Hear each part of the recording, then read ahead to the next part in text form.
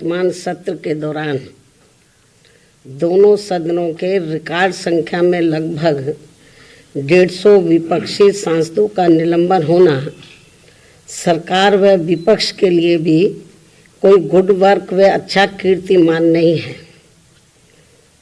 इसके लिए कसूरवार कोई भी हो, किंतु संसदीय इतिहास के लिए ये घटना अति दुखद, दुर्भाग्यपूर्ण व लोगों के विश्वास को आघात पहुंचाने वाला है। और इसी दौरान माननीय राज्यसभा सभापति का संसद परिसर में निलंबित सांसदों द्वारा मजाक उड़ाने का वीडियो वायरल होना भी अनुचित व अशोभनीय है। इस प्रकार से सरकार और विपक्ष के बीच जबरदस्त मतभेद, तनाव व टकराव वाली घटनाओं से देश के लोकतंत्र एवं संसदीय परंपराओं को शर्मसार होने से बचाना बहुत जरूरी है।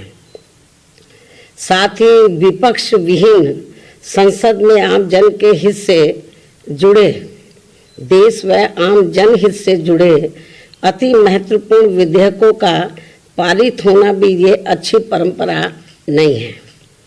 और यहाँ विश्व के सबसे बड़े लोकतंत्र तथा परम पूज्य बाबा साहब डॉक्टर भीमराव अंबेडकर द्वारा निर्मित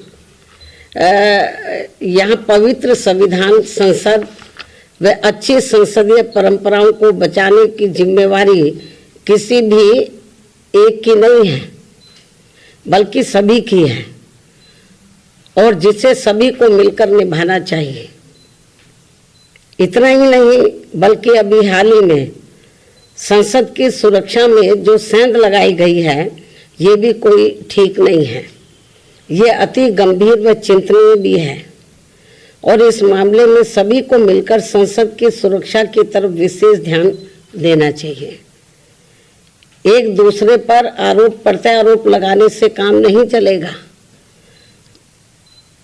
बल्कि इस मामले को सभी को गंभीरता से लेना चाहिए तथा इसके जो भी दोषी व षड्यंत्रकारी हैं तो उनके विरुद्ध सख्त कानूनी कार्रवाई भी होना अत्यंत जरूरी है।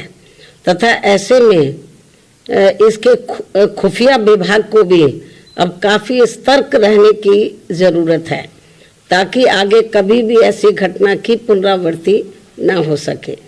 इसके अलावा विपक्ष के गठबंधन में बीएसपी सहित अन्य जो भी पार्टियां शामिल नहीं हैं, बीएसपी सहित अन्य जो भी विपक्षी पार्टियां शामिल नहीं हैं, तो उनके बारे में किसी को भी बेफजूल कोई भी टीका टिप्पणी करना उचित नहीं है तथा इससे इनको बचना चाहिए। मेरी इनको यही सलाह भी है, क्योंकि भविष्य में देश व जनहित में कब किसको किसी की भी जरूरत पड़ जाए, ये कुछ भी कहा नहीं जा सकता है। अर्थात फिर ऐसे लोगों को व पार्टियों को भी काफ़ी शर्मिंदगी उठानी पड़े, ये ठीक नहीं है। और इस मामले में खासकर समाजवादी पार्टी इस बात का जीता जागता उदाहरण भी है। इसके अलावा यहाँ मैं ये भी कहना चाहूँगी कि हमारी पार्टी पूर्ण रूप से धर्मनिरपेक्ष पार्टी है, और यहाँ अपने देश में विभिन्न धर्मों को मानने वाले लोग रहते हैं तथा उनके अपने अलग अलग से आस्था के अनेकों स्थल बने हैं, जिन सभी का हमारी पार्टी हमेशा सम्मान करती रही है और आगे भी करती रहेगी। इसी क्रम में यूपी के अयोध्या में नवनिर्मित राम मंदिर का जो अगले महीने उद्घाटन होने के लिए जा रहा है, तो उसका हमारी पार्टी को कोई भी ऐतराज नहीं है। और यहाँ अयोध्या में कोर्ट के आदेश पर सरकार द्वारा निर्धारित की गई जमीन पर जब भी मस्जिद का निर्माण होता है, तो तब उसके उद्घाटन का भी हमारी पार्टी कोई ऐतराज नहीं करेगी।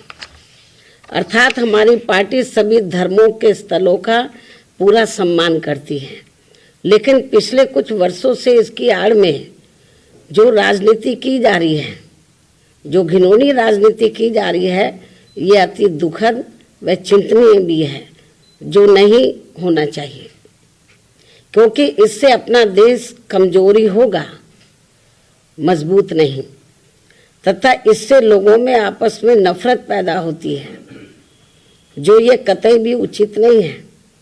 इस बात का भी सभी को पूरा ध्यान रखना चाहिए।